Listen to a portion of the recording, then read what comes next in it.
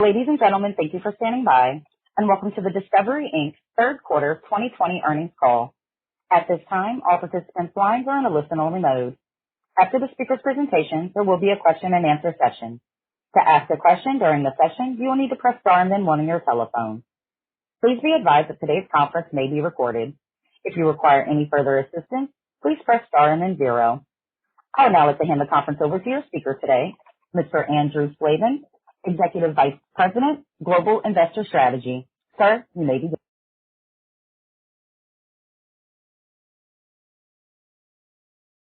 Good morning, everyone. Thank you for joining us for Discovery's Q3 earnings call. Joining me today are David Zaslav, our President and Chief Executive Officer, and Gunnar Wiedenfels, our Chief Financial Officer. You should have received our earnings release, but if not, please feel free to access it on our website at www.corporate.discovery.com. On today's call, we will begin with some opening comments from David and Gunnar, and then we will open the call to take questions. Before we start, I'd like to remind you that comments today regarding the company's future business plans, prospects, and financial performance are forward-looking statements that we make pursuant to the safe harbor provisions of the Private Securities Litigation Reform Act of 1995. These statements are made based on management's current knowledge and assumptions about future events, and they involve risks and uncertainties that could cause actual results to differ materially from our expectations. In providing projections and other forward-looking statements, the company disclaims any intent or obligation to update them. For additional information on important factors that could affect these expectations, please see our Form 10-K for the year ended December 31st, 2019, and our subsequent filings made with the U.S. Securities and Exchange Commission. And with that, I'd like to turn the call over to David. Good morning, everyone, and thank you for joining our Q3 earnings call. I'm pleased to report another very strong quarter and set of operating results, even amidst continued challenges from COVID and market uncertainty. Discovery continues its strong, steady, and stable operating performance, despite the secular challenges across the industry. Discovery remains uniquely constructed to navigate and grow during this time of uncertainty, disruption, and accelerated change. Our core strategic advantages differentiate Discovery and give the company a distinct lane in which to attract audiences and drive success.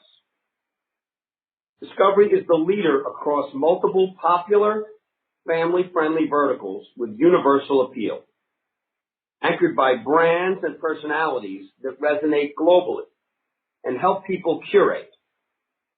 We own and control the vast majority of our content, almost all of which is unencumbered across all regions and platforms. We're above the globe. And we are able to monetize our content across one of the broadest global footprints in the industry, across traditional linear ecosystems, including both free-to-air and pay TV, as well as direct-to-consumer streaming platforms. These advantages, coupled with a flexible, low-cost production model, give Discovery a super-efficient programming and content model that drive industry-leading operating margins and free cash flow conversion. We are a free cash flow machine that supports our ability to invest in strategic, high-growth, next-gen opportunities. Our plans for an aggregated direct-to-consumer offering have come into clear focus, and we look forward to providing a look at our product, roadmap, and go-to-market strategy in early December. We believe you will come away as enthusiastic as we are about where we are going with our global direct-to-consumer streaming strategy. As you know, the cornerstone of Discovery's strategy has always been, and will continue to be, nourishing, entertaining, and delighting our fans around the globe, with programming anchored by personalities that are recognized, trusted, and loved, across durable genres and verticals that connect directly with viewers. Our content and beloved brands are more resonant today than ever before. You see that in that the viewership scale that we've achieved globally has increased significantly over the last 6+ months. The global pandemic has refocused all of us on what matters most. the people, family, and friends in our lives. A reordering of priorities and interest in content that is positive, safe, and enriching. Our brands, personalities, and content are a magnet for those seeking comfort and familiarity during a time of great unease and uncertainty all over the world. In many respects, we are seeing this play out with our audiences in a meaningful way, everywhere around the globe, and our content and genres fit squarely into this moment. To that point, our share of viewing, both in the U.S. and across most key international markets, are up substantially. In the U.S., we have gained the most share among primetime TV viewers, 18 to 49, year to date, growing by 130 basis points. And in the third quarter, even during a heavy news cycle, we have grown share by 150 basis points as viewers 18 to 49 are turning to our Discovery channels. In fact, our top network, TLC, beat every one of the cable news nets in the third quarter. Internationally, we achieved our fifth consecutive quarter of year-over-year share growth, up 5% in the third quarter, while our audience increased 10% year-over-year, outpacing PUT level growth. Another positive sign for the popularity and durability of our content categories and brands around the world. In terms of commercial success, behind the firming advertising marketplace around the globe, we have posted healthy sequential improvement again in our advertising revenue growth, which, while still negative year over year, is showing demonstrable improvement around the world. We have seen advertising partners resurface around the globe, and as measured by our performance in the recent upfront market here in the U.S., we are very encouraged. With respect to the upfront, now that it is wrapped, I'm proud of what our team has accomplished. We were methodical, confident in the popularity of our brands and demand for our categories. We held firm in our assessment of our deliverables. I believe we took another big step forward toward achieving fair value for our reach and engagement, resulting in continued growth in share of wallet. We've seen great momentum from what we refer to as our premier product, which is really breaking out.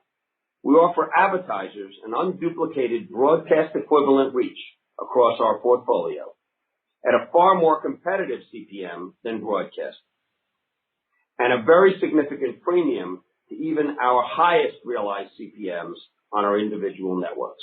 It's a win-win. Werner will take you through Q3 on our outlook, but we remain confident that as we return to a more normalized operating environment, television will continue to demonstrate its value and importance within the media ecosystem.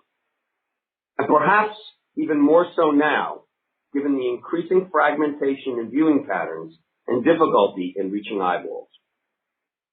With regards to distribution, we continue to hold our own, a reflection of the value we bring to the table. An environment where many of our peers are being priced down aggressively and/or tiered. We grew modestly in the U.S., helped by recent renewals, and I'm pleased to note that just recently we completed mutually beneficial renewals with Mediacom and NCTC. Those deals are on top of the positive deals we concluded early in the year with Comcast, Charter, and Cox. And very soon, we look forward to addressing the many homes in the country that currently do not receive our content. The narrative is similar, if not a bit more advanced internationally, where we have begun to lean in more intently directly to consumers. In markets like Norway, Sweden, and the UK, we have entered into win-win deals with distributors, hybrid partnerships that expand our long-standing linear distribution relationships to also include B2B to C, with additional flexibility to go directly to the consumers ourselves. Our new direct-to-consumer partnership with Sky in the UK exemplifies this approach, where they will offer our UK-based aggregated product, Discovery Plus, to their millions of Sky Q customers starting this month. It's early days, no doubt, but given our share of market which in certain regions is north of 30%, and secured by highly valued local content, we are optimistic that the path we are on will address the opportunities that are surfacing from evolving consumption patterns around the globe. We remain well-positioned strategically, operationally, and financially to advance and further refine our direct-to-consumer approach. Our management team has evolved under strong technology, product, and content leadership, and we have a definitive path to drive engagement and scale. An unparalleled library of loved brands and personality-driven content, which will support a roster of exclusive and windowed content, all culminating in a platform that is global in focus and local in appeal. It's a critical time for our company and our leadership team, and I look forward to sharing more about why we are so enthused for the next chapter of discovery in early December. With that, let me turn it over to Gunnar to take you through the quarter and a financial update. Thank you, David, and good morning, everyone. 9 months into the global pandemic and the macroeconomic fallout resulting from it, I am very pleased with our performance and the command and control we have demonstrated over our business despite the uncertainties that exist here in the U.S. and around the globe. We continue to be laser focused on efficiency across our global cost footprint and reallocating capital to higher growth next generation initiatives. We are also proud that we have been able to return nearly $230 million to shareholders through our share repurchase plan in the third quarter, for which we noted we would allocate approximately 50% of our free cash flow. This amount represents essentially just that from the time we re-engage in our program. Turning to our third quarter results and starting with U.S. networks, advertising revenues decreased 8% year over year. This was largely a result of COVID-related weakness in demand, as well as continued declines in pay TV subscribers leading to lower universe estimates. We were, however, helped by healthier scatter CPMs in the quarter, which were up high single digits year over year. Distribution revenues increased 2% year over year as affiliate rate growth offset subscriber declines. Subscribers to our core fully distributed networks, which account for nearly 80% of our distribution revenues, declined by 4%, while our total portfolio subscribers declined by 6%. You'll note this is a slightly lower decline than in previous quarters, as we benefited from additional distribution of certain networks as a result of our recent renewals, as well as continued strength from virtual MVPDs, where we remain well distributed across the many operators. As David noted, we are pleased to have recently completed additional distribution renewals with NCTC and Mediacom. Now turning to international networks, which I will discuss on a constant currency basis. International advertising revenues decreased 9% year over year, led primarily by sequentially stronger advertising momentum in many of our key European markets. Indeed, markets such as the UK, Germany, Spain, and Finland all finished with positive year-over-year growth for the quarter. Our European region was down high single digits in the third quarter. In Latin America, while key markets appear to have bottomed and trends have sequentially improved, the overall region's recovery will likely follow an uneven path. In the Asia-Pacific region, our smallest, was approximately flat year-over-year during the quarter, with some markets now generating positive year-over-year advertising growth. International distribution revenues decreased 4% year-over-year. Like last quarter, Bundesliga was a modest headwind to year-over-year growth. Additionally, our schedule of sporting events is condensed, while a number of events that have been delayed still have not aired, which obviously impacts subscription revenues as well as advertising revenue. Finally, we're seeing a modest pickup in churn from the more economically sensitive segments of the pay TV ecosystem in Latin America, primarily from subscribers who are delinquent on payments and are no longer being reported by distributors. We expect this to be more COVID-related and a shorter-term disruption. I'd also like to offer an update on ad sales for the fourth quarter. October has been strong by this year's standards, with domestic ad sales roughly flat and international ad sales down just slightly. This may not be a trend we would necessarily extrapolate, however, for the full quarter, given, number one, some tailwinds from political advertising in the U.S. in October, and number two, risks from rising COVID case numbers globally and beginning government countermeasures, especially in Europe, which pose risks to the back end of the current quarter. That said, we are confident to see sequential improvement in the fourth quarter versus Q3 again. Total operating expenses for the quarter were up 2% ex-FX. Cost of revenues were up 7% ex-FX, largely due to sports, given the number of postponed events from the first half of the year, like the French Open and the Tour de France, which were rescheduled into the third quarter. Q4 should look like Q3 from a content ramp perspective, from both linear as well as direct-to-consumer, where we also increase our investment in sports initiatives like Allsvenskan in Sweden, which is primarily available as a premium tier on Dplay. Furthermore, content production is almost back to normal, with only 10% of our current production still paused, primarily due to travel or local restrictions. Total SG&A decreased 6% ex-FX, behind reduced marketing and travel and entertainment spend. Year to date, total operating expenses are down 2% ex-FX, and we remain on track for total operating expenses to be flat ex-FX for the full year. Moreover, we continue to expect that total operating expenses for our traditional linear business will be down mid to high single digits year over year, ex-FX, with the savings reinvested in our next generation initiatives. During the third quarter, we recognized a deferred tax benefit in the UK and a benefit from a favorable multi-year state resolution. Year to date, our effective book tax rate is 21%. For the full year, we expect an effective tax rate in the low 20% range. GAAP diluted EPS increased 26% to 44 cents per share due to the above-mentioned tax benefit this quarter versus a tax expense in the prior year quarter, as well as a goodwill and intangible asset impairment charge taken in Q3 2019 related to our Asia Pacific region. Adjusted EPS, on the other hand, decreased 7% to 81 cents per share. Now turning to free cash flow. Free cash flow decreased 11% in the third quarter, largely due to COVID-related weakness to revenue and AOIBDA. For the trailing 12-month period at the end of the third quarter, free cash flow was $3 billion again, a testament to our free cash flow generation capabilities and our continuing focus on extracting efficiencies even amid the most tumultuous macroeconomic backdrop in the history of the company. As a reminder, we face an unusually difficult free cash flow comparison in the fourth quarter, where we converted over 100% of our Q4 AOIBDA to free cash flow last year, and increased cash content spend in the fourth quarter of this year as we return to more normalized production levels.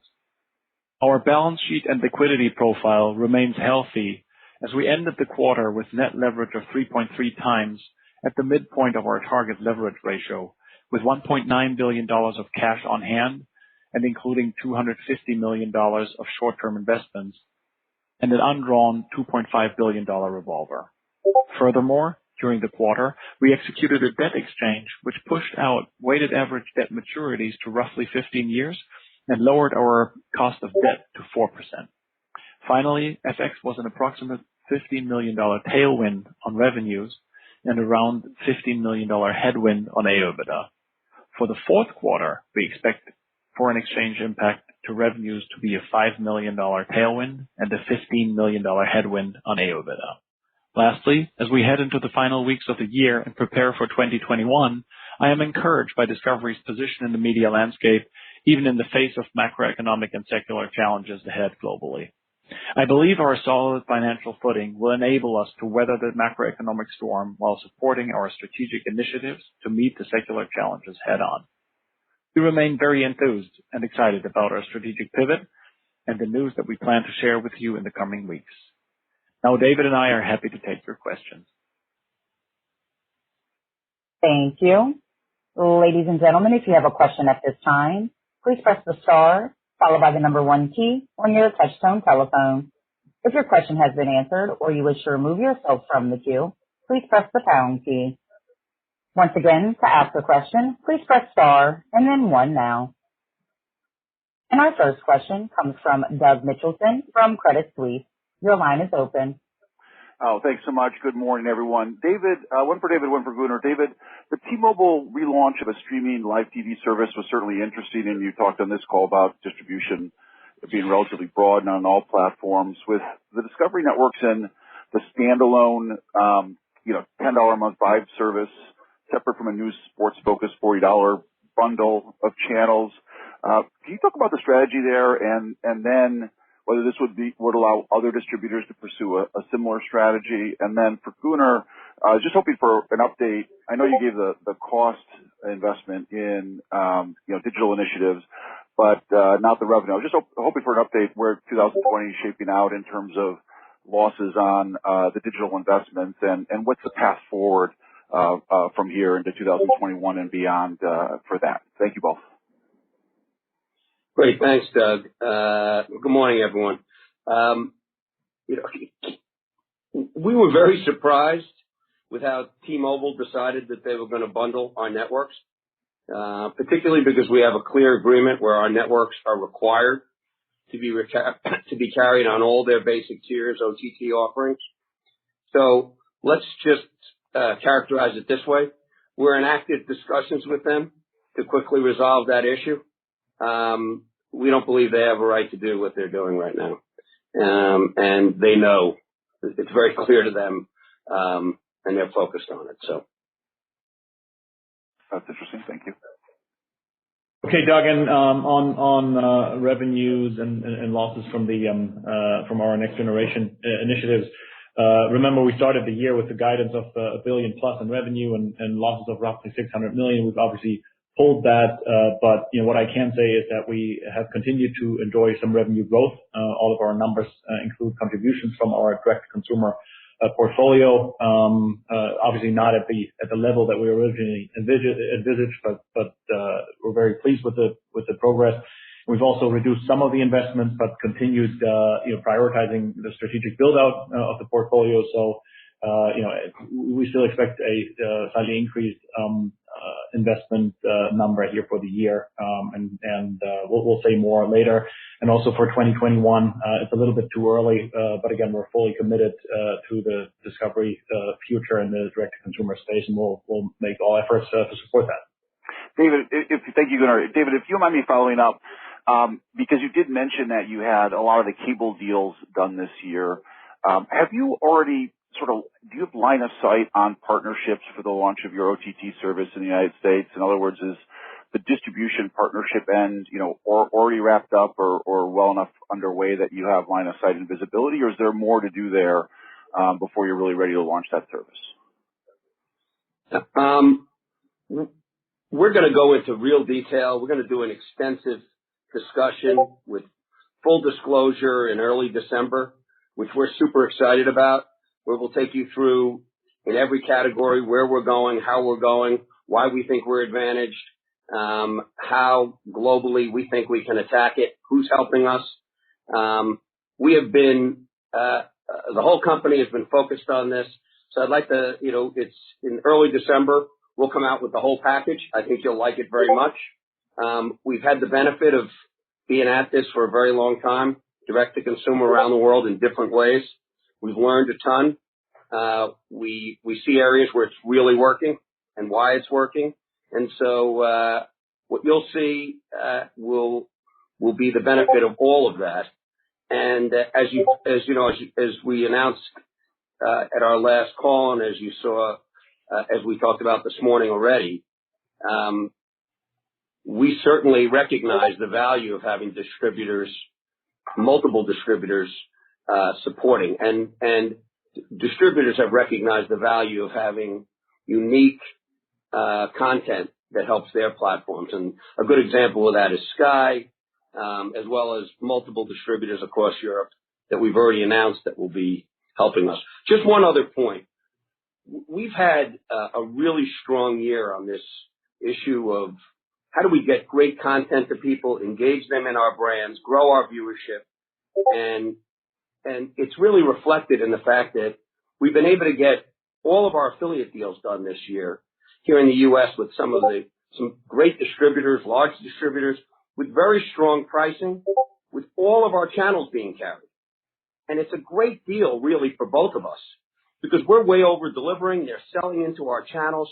And when you look at the overall package today, the real value here with so many reruns, it's basically sports, news, and us. And, who knows what's going to happen now with political, but news looks like it could potentially go back to normal, in which case there'll be really a big added benefit. But we've been able to get full carriage of all of our channels with big increases. And I think that really reflects the great work and the great IP that we have domestically here in the U.S. and the fact that we're number one for women, we're number two for women, and we have a real broadcast equivalent or higher on many nights than broadcasters. And we'll talk about that later, how we're advantaging ourselves on that. Thank you both. Thank you. And our next question comes from Rich Greenfield from Lightshed Partners. Your line is open. Hi, thanks. A couple of questions. When you think about discovery strategy that's coming, I know you're going to announce it soon, but just conceptually, wondering, especially overseas, how does Eurosport fit in? I mean, are you thinking about having, we've seen companies like Disney create sort of a siloed approach where, sports, ESPN Plus is separate from Disney Plus and Hulu. They kind of have sports separate from everything else.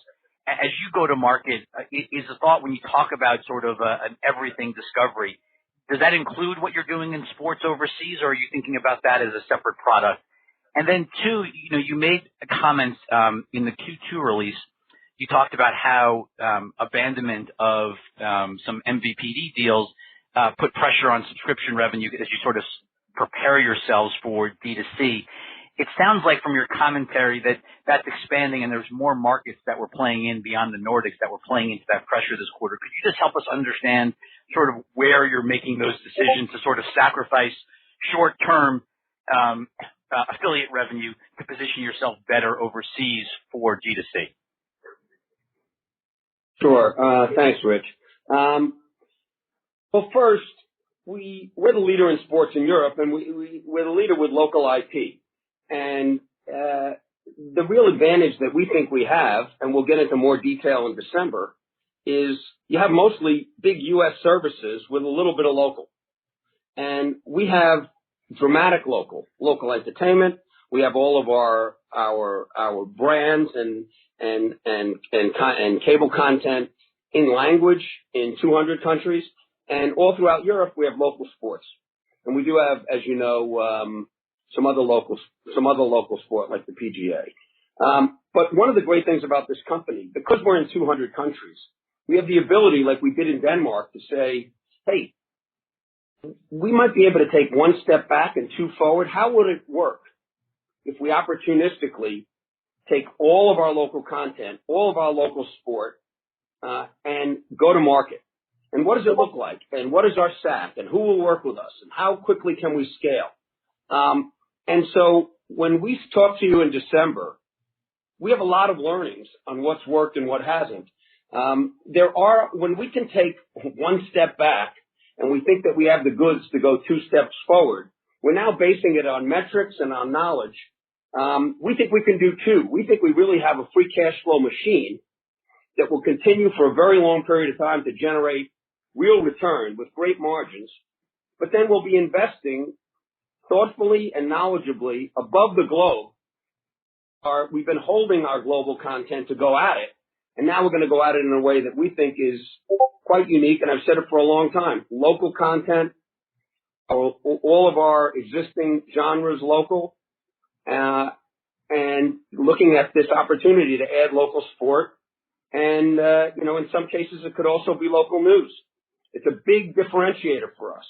Everybody else is looking at going above the globe or even expanding into other countries. And they're facing two issues. One, holy cow, I don't own any of my content outside the U.S. What do I do now? So do I go buy it back? Do I wait to create it? Now it's going to take so much longer to create. That's a real issue. We don't have that issue. And we have an extensive library as well as, the real local element. So I think as you look at all the other players, great players in the marketplace, we're at a huge disadvantage here. And we think we're at a very significant advantage. And so we're going to play into that. And we're going to play into it hard.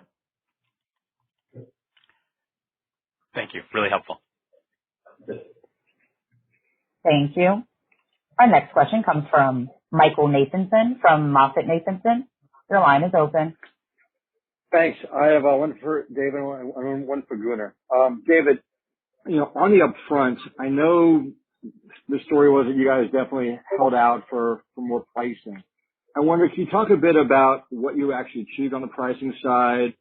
How much inventory did you sell versus the past? And just when you look at your premium product in terms of the best pricing versus broadcast, how far is that gap? And do you think it meaningfully closed this up front? And then for Gunnar, I know we're waiting for the Investor Day sometime in December, but just thematically, how do you think about working capital in a more DTC world? Do you think anything changes within the business model where maybe it will invest more in content and amortize it? But just give me a sense of maybe the impact on cash flow as you build out more DTC products globally. Thanks. Thanks, Michael. Well, look, I think a number of things worked our way. Our content certainly has a real familiarity and comfort. Our characters, our brands, and we're back to 90% of production, and we were producing content throughout the whole pandemic. So we were shooting a lot of it at much lower prices. We found that doing authentic content with Joanna Gaines or with Guy Fieri or with Mike Rowe in their house, that all really worked for us. And the net of it was when we went into the upfront, our share was significantly up. We're the only player now. The Scripps deal and the fact that we've really invested in our content significantly when others haven't over the last couple of years, our share is just growing and growing.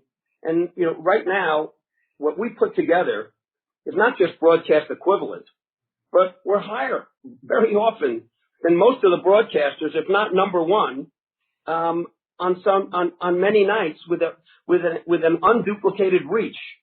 That when an advertiser looks at us, they say, wow, for reaching women, they're better. And now the traditional broadcasters either haven't been investing or they can't invest now. And so we have fresh content. And so when we looked at it, we said, there really is a win here. I know that we did better than everyone, but it's more than that. Our CPMs have been kicking up, but maybe we get an extra couple of points. We established this Discovery Premier package.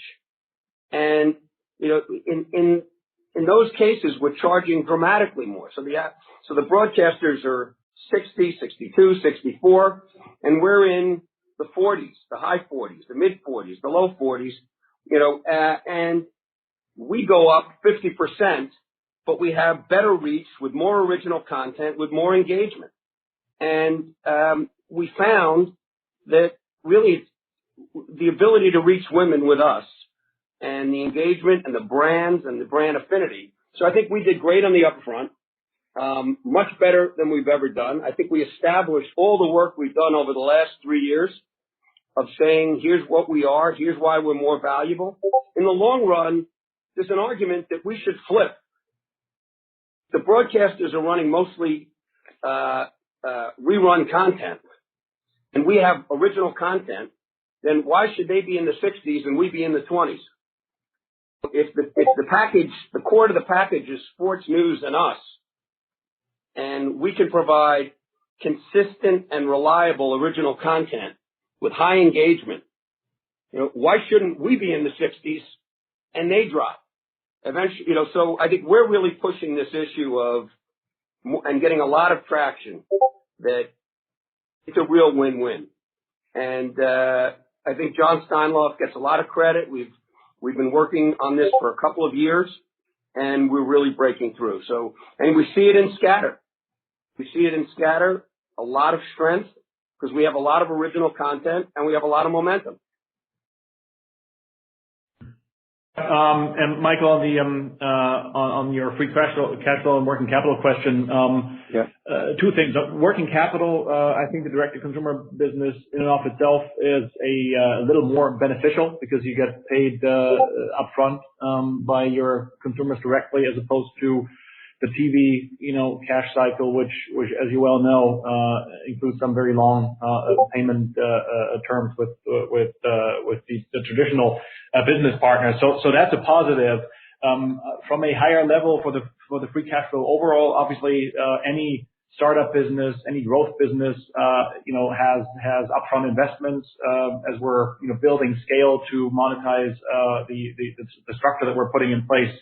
upfront. But as you know, we've been working on this for 2 years. Very pleased with the progress of the technology platform. So that's an area where we have a bit of a head start. We've also been hiring personnel. We've been producing content. As you know, the big swing factor and the big variable factor for any future expansion is really subscriber acquisition costs. And here we will be willing to get behind anything that's really successful from a customer lifetime value perspective. And clearly, there's a lot of variability in there, and there's also a little bit of the more successful you are, the more growth potential and growth you're seeing, the more you're spending against it. But again, if you take a step back, I'm very, very confident in this company's ability to generate free cash flow, and investing in our own organic growth is our number one priority. So we'd be willing to get behind that. Right. It doesn't sound like when we look at other companies' pivots, the cash flow has been really, really consumed by the pivot, but it sounds like this is more manageable for you given the investments you've made so far. That plus, again, we've been saying this all along. We're also just operating in a very efficient model with our global, truly global footprint, the platform in place, and very efficient content joiners. So yes, we should be better off than others. And we think, interestingly, that this grand experiment that we're all unfortunately going through here with the pandemic and operating remotely, we've learned a lot. And we've also learned, on the content side, how we could produce content for less, how that content can be more engaging and more compelling. How do we produce content? The fact that we're 90% back in production. And in the overall cost of our company, we think that there's real opportunity, and you'll see it in the numbers. You're going to see it further. It's revealed real opportunities for us to continue to reduce costs in ways that shouldn't affect performance or investment in content. Investment in content in the context of having the amount of original content that we need. We may be able to reduce investment because we could produce for cheaper and use that investment as we pivot to substantial exclusive content for our global platform, direct to consumer. Right. Thanks, guys. Thank you. Our next question comes from Jessica Reif Ehrlich from Bank of America. Your line is open. Thank you. Just a couple of questions. First, you've been really aggressive on the cost side. It's obvious in these numbers as well. But you've seen, maybe under the cover of COVID or just because the industry is transforming, you've seen a number of media companies announcing really significant reorganizations over the last couple of months. How do you think about the structure for Discovery? Is there room to continue to how are you thinking about that? And then separately, David, you mentioned the Sky direct-to-consumer offer, which we believe is a rebrand of Dplay as Discovery Plus in the UK and Ireland, and you've added a subscription tier. What's the rationale for rebranding the service, and how did you decide on that £4.99 price point?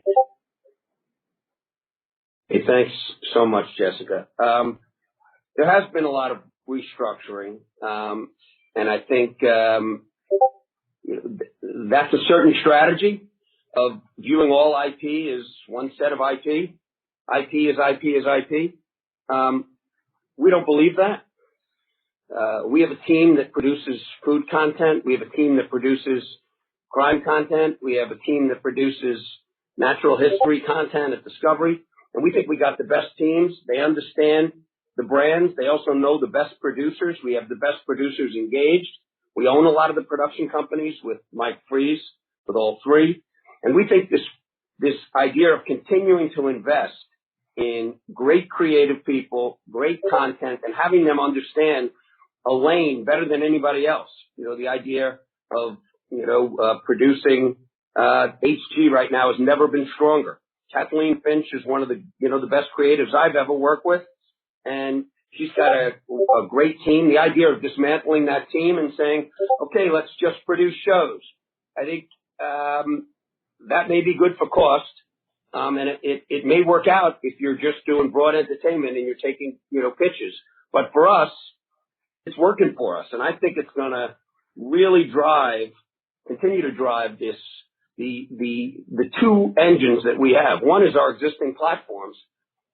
Outside the U.S., we're seeing some real strength in the traditional ecosystem, and our share is growing, and we're doing very well, and we're generating massive free cash flow domestically and internationally. So we're not running from that. We think we're going to be able to get better pricing, as I've said. We're getting more share. If news calms down, we may get a lot more. And as these other companies decide, you know what, let's move away from this platform, I think more and more people are going to what's really sticky, and consumers can see where people are investing. And so I think that we're going to get a real benefit from that. Having said that, I think we can save a lot of money, but we're not going to do it in the area of content, and because it's going to pay off on both. The great content that we can create, we're learning a lot about what people want so badly that they'll pay for it. And how do we create, and where do we put content? We'll make those same decisions, and we'll talk about that in December. And we've been at that now for a very long time, quietly. But we think great content is what our company is about, and owning it globally. That is what Discovery is, and that's what we're a global IP company. And we're not a distribution company. And so it's not a sidecar for us. It's what we do for a living. We'll talk in December about what we're doing. You can get a little bit of a hint of it with Sky. We think that a global platform that we can promote on our 10 to 12 channels, free to air and cable around the world, that we could have a mix of content that's truly unique with huge scale, is going to pay big benefits for us, and will differentiate us locally and globally. And Sky is just a piece of that strategy, and we'll explain more of it in December. Well, can I just ask one follow-up? The only thing I would add, David, is Jessica, and maybe less publicly, but clearly since the closing of the Scripps merger, we have done some pretty significant reorganizations that have helped us achieve the performance that we have, and we feel very good. But it's been there's been a lot going on. Oh, you've clearly cut costs, not even a question. And then just to follow up on what David just said, and everyone's trying to come at it from different ways, but we know that you're going to talk to us in December about your strategy. But on a higher level, can you give any color on how you're thinking about SVOD versus AVOD or a hybrid strategy? We're in the AVOD business here in the U.S. with our Go product. We'll talk to you a little bit more in December about that. That has gone very, very well for us. We've been in the market with advertisers, with the upfront, with that product. We think we're going to improve that product in many ways significantly. That'll have some real opportunity for us. Ultimately, I think that we need to get our content in front of everyone, everywhere in the world. But we'll take you through what that balance is and which piece of that we're going to go at hard. We've thought about it a lot. We've already been at it a lot, and we'll give you the detail and the backup in early December. Thank you. Thank you. And our next question comes from Kutgun Maral from RBC Capital Markets. Your line is open. Great. Thanks for taking the question. I wanted to ask about U.S. affiliate revenue trends between the pricing visibility you have following your recent renewals, potential upside from the new bundles like the entertainment-only tier on T-Mobile's T-Vision, and with what appears to finally be some relief on the pay TV sub-decline trends. How are you thinking about the sustainability of the recent affiliate revenue strength, looking out to the medium term, perhaps into 2021? And just on T-Mobile, I thought your commentary over there was pretty interesting. Sounds like there's some friction with how programming lineups ended shaping up, but one could argue that the entertainment-only tier was a major win for you. So I'm just trying to first better understand that relationship, and second, see if you think we'll see further changes to how linear bundles are structured as you lean into your DTC strategy. Thanks. Thanks so much. Well, look, we were encouraged by Tom Rutledge's performance. I mean, it's pretty compelling. He's running a hell of a company, and the beneficiary is the country getting more access to broadband and turning the corner on cable subs. Comcast had a very good quarter, so it feels like sports was off the platform. We were in the middle of a tough pandemic. People were maybe saying, you know what, let me go buy Netflix. Maybe that's good enough. It's hard to predict these things. The good news for us is we're on all platforms, and we probably have the best carriage in terms of skinny bundles. Our content has never been stronger. Our scale has never been higher. And we've done very well in all of our renewals and getting everything carried. And so what looks like it may be a stabilization is very good for us. On T-Mobile, I think I've said enough. In the end, you know, our stuff is carried on the broad platforms, and then it is good for us if, in addition to that, someone wants to take the great content that we have and offer it in a smaller bundle for less money. That's good, but not that way. Understood. Thanks so much. Thank you. And our next question comes from Michael Morris from Guggenheim. Your line is open. Thank you, guys. Good morning. Two questions for me. First, I'm curious how you're thinking about the implications of an increasing amount of peer content on these free ad-supported over-the-top services. Do you think that populating those is creating sort of a growing threat to maybe the existing economic model? And as you think about your products going forward, just how you think of the balance of having, you know, your own controlled app environment versus selling your branded content to third parties like Pluto or Tubi, Roku Channel, guys like that. And then second, maybe just a little bit more specific on the investment in content going forward, particularly into the D2C launch. Are you expecting a meaningful step up in your cash spend into 2021 to support the product portfolio? And you talk about the value of the library and how that can support you. Maybe is there a way to quantify how much that library, that deep library you have, can benefit you in terms of, you know, how much content you're able to serve the consumers? Thanks. Thanks a lot, Michael. Look, there is a lot of content out there, AVOD, SVOD. The good news is that there seems to be a big appetite. One of the challenges is curation. You know, the idea of, hey, here's more and here's more free. I think in the end, people don't just want more stuff. They want stuff they know, they want stuff they love, and they need to be able to curate it. I think that Iger has been quite clever. In some ways, it's a little bit retro, but it's quite clever with the very successful Disney Plus. If you look at it, you know, I'm an old cable guy, and when people watch cable, it works because of curation. Everyone has their favorite 6 channels. There may be 200, but everyone has their favorite 6. When you look at Disney, you see those handles. You see Marvel. You see Star Wars. You see Disney Family. It's very clever. They're always together. And it says in a blaring light, we're not just a whole lot of stuff. Those are handles where you can come in and see the stuff you love. And it's almost like those are the 5 channels. And so it's quite compelling. I think the challenge the marketplace is having is there's just a huge amount of content that's the same, movies and scripted, and they're kind of yelling above each other. Hey, I got this new series. Well, it's hard. Here it is. Here's what it's about. Here's who it's starring. And so in some ways, I think it's very good for us that the marketplace is getting driven with a huge amount of dollars, and people are getting more and more used to paying and going to content and consuming it on all platforms. That's really good for us. I think what's even better for us is that all that stuff looks the same, and it's very expensive to market. You know, you have to explain what the series is about, who's in it, why they should want to see it. They already have all this other stuff that looks a lot like it. So we'll take you through it, but we think that our library, we sell very little. We've been holding our content for this moment for a long time, and we're going to go very well with everyone. We're going to look very different than everyone. And when people see our brands and our characters, they're going to know very well who we are and whether they like us and whether we have real value. And I think there'll be a lot of comfort in looking at us and not saying, oh no, another 50,000 hours of content. They'll look at us and go, I think that's the stuff I love.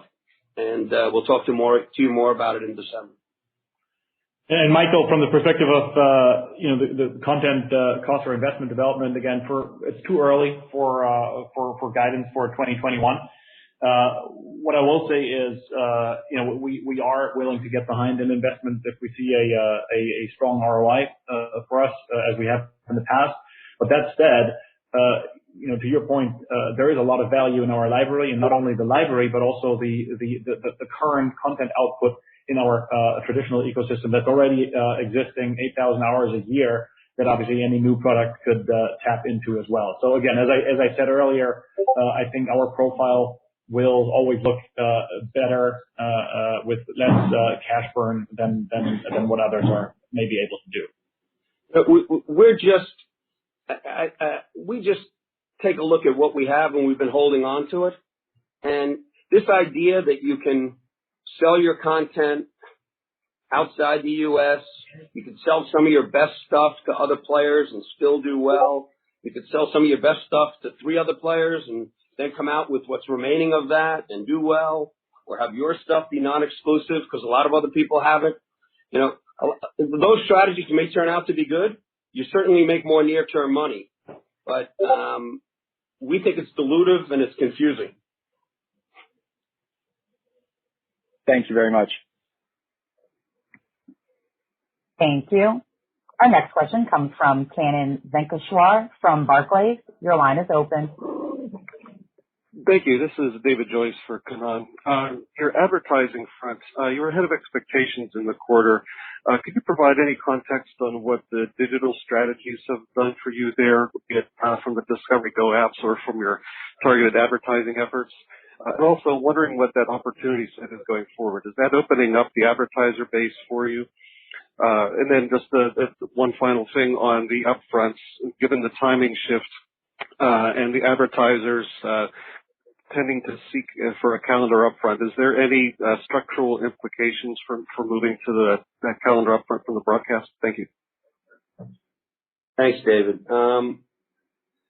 We are doing very well on the digital side, and our pricing is very good. We've been taking those dollars on Go, and it's been strong. We'll talk to you more in December about how we think we could take more advantage of that. October, as we said, October was flat. November feels good. And I think unlike maybe many of the others, we did have some political, but it wasn't in the top 5 of our advertising. I think we've been doing well because we're a lot more confident on what we have in the marketplace and the value that we present. And we've been doing very well in scatter on pricing. We expect that to continue. And we are forming this alliance with many of the advertising agencies that are looking at the restructuring and saying, who's still doing a lot of original content that's dependable on this platform? Where's the engagement? And what's the pricing?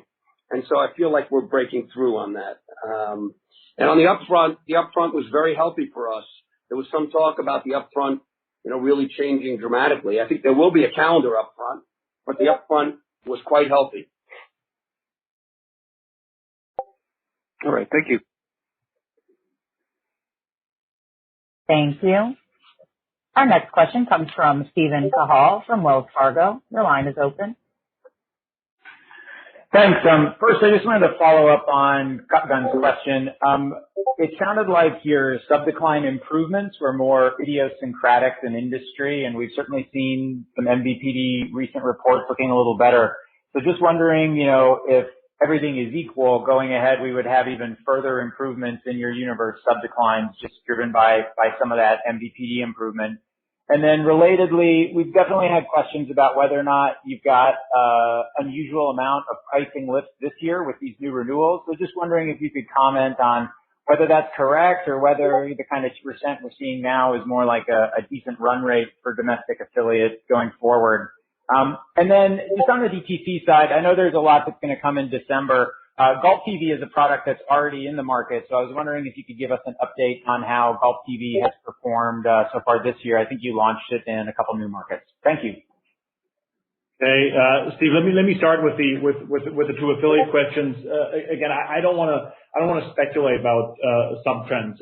Again, we're happy to see a slightly better number this quarter. Certainly hope that might be the case for a while, but it's really not in our control. What is in our control is the degree of carriage that we're getting, and as David said, in all the recent renewals, we've been getting very good results here. There was some talk in the market about potentially getting tiered or losing carriage for networks. None of that has happened. And again, we closed two more deals today and in this quarter that we talked about today. And if you look at our reported numbers, you see the 2% growth, 4% sub declines on the core net. So you can kind of do the math of what our underlying economics are. And as we've said previously, we're very pleased with the deals that we've closed this year that are supportive for this environment. One point on there's always a balance when you do these deals. We're pretty well protected, which is our benefit and the distributor's benefit, that we're carried on all tiers, that we're carried broadly. And, we may have, even though we got significant increases on all of our deals, maybe we could have gotten a little bit more. But in the end, from our perspective, getting that full protection, and I think that was also something that was easy for the distributor to give. On Golf TV, between golf and cycling and the Eurosport player, we've been gathering data and information. We also have a lot of these other niche products that we've been offering. We'll talk to you in December about what we've learned, how we think what we've learned, and where we're really accelerating and where we're finding it's a little harder.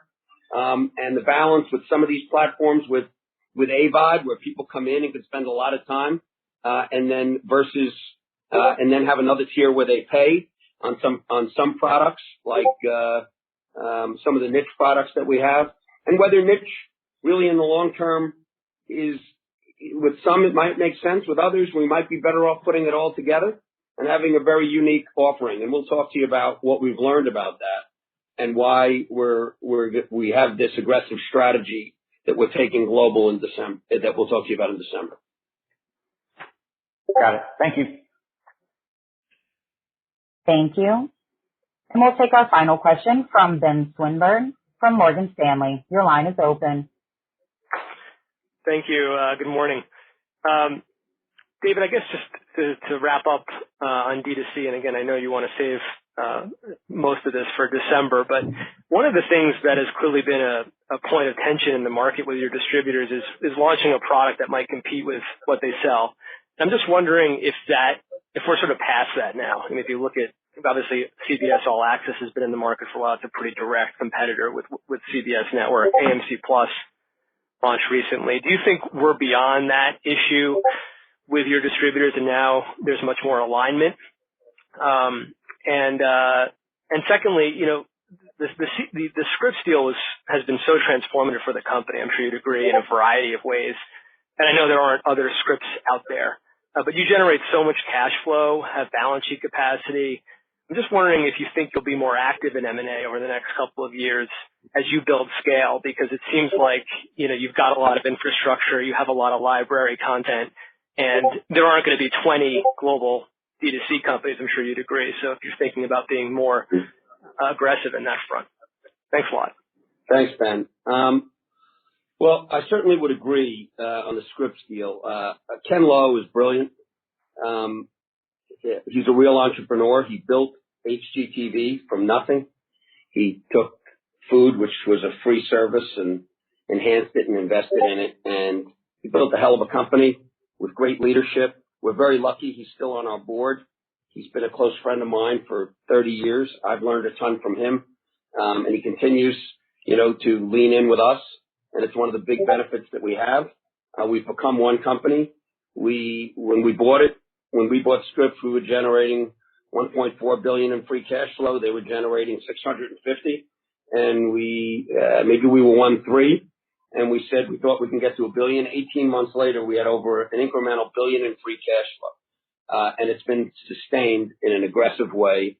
Our share has grown dramatically. We've taken all the great creative leaders that Ken brought, and we took that content and took it around the world, some channels, some on platforms. What it showed was in 18 months, we went from 4.7 times levered to below 3.5. If the right asset came up, there's nobody that has more synergy than us. We're in every country. Even the fact that we have channels in every country, free to air and cable, they're not just channels now. They're marketing machines for direct to consumer. They're marketing machines for product. And we have infrastructure everywhere. And so, what we learned is we can do it quick, and we can do it while we're growing our business. Having said that, we have a hell of a global IP company right now. It's hugely differentiated from everyone in the marketplace. The marketplace is behind schedule in getting in feeding their IP. So we never shut down our IP production. We learned that we could produce for less, more authentically during the pandemic. We're back up in business, and we have a hell of a hand right now. And we're competing against a load of players that don't have local, can't expand outside the U.S. until they get local, or can't afford to get local. And a lot of what the content that they have looks very much like what everyone else has. And when something comes up, they all bid on the next big item. And so we come out with an educated marketplace, very, very differentiated. And with the amount of free cash flow our existing business is generating and growing in market share, with pricing that looks really pretty compelling on the advertiser side, because globally our share and our performance is being recognized. It looks like we got this free cash flow machine that's way outperforming globally. And we got all this IP we've been holding on to, and all this IP we've been producing and quietly holding on to. And so I don't think we need anything. If something, there's a lot of people that might say if we come into you, we'd be more diversified. There'd be a huge amount of synergy. But from our perspective, it has to help us grow a lot faster, or it has to add real IP that we think is going to further differentiate and further scale us. So I think right now we got a hell of a hand, and we think, and when we'll take you through it in December, and when we take it around the globe, we'll see if we're right. Thanks, David. Thank you. And that does conclude our question and answer session for today's call. Ladies and gentlemen, this concludes today's conference call. Thank you for your participation, and you may now disconnect. Everyone, have a wonderful day.